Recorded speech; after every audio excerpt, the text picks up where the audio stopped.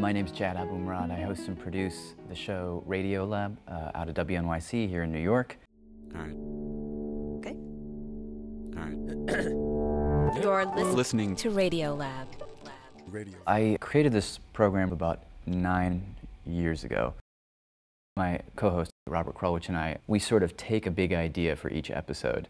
That's what we'll do this hour. We'll look at time so closely, we'll discover new things about it. Generally starting with something scientific, but then surrounding it with storytelling, interviews, theater sometimes, all different kinds of things within the radio forms.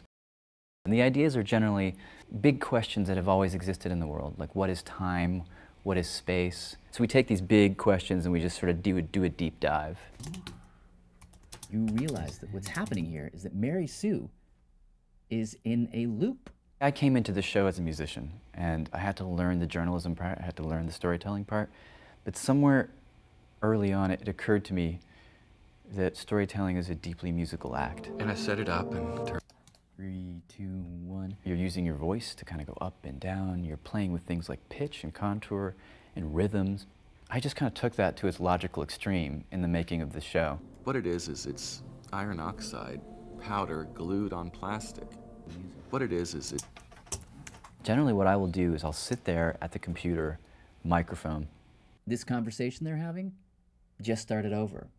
I'll sort of write and edit and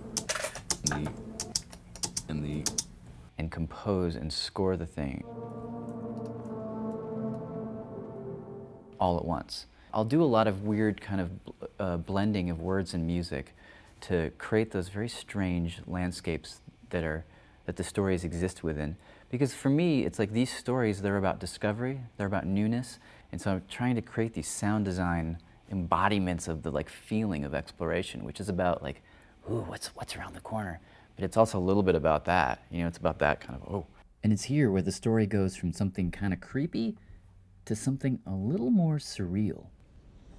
The reason I work in radio, the reason I choose to tell these stories in radio is you form a kind of co-authorship with the listener, and that if I describe something to you and I do it in such a way, you will actually fill in the picture yourself, and it'll be your picture. It won't entirely be mine, and so we in a sense are doing it together.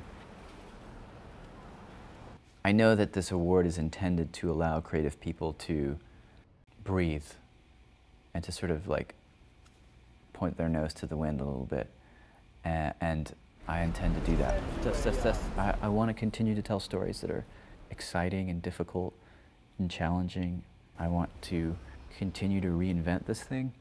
I want to keep this thing moving and changing and growing, and always a little bit out of reach of ourselves and our listeners as well.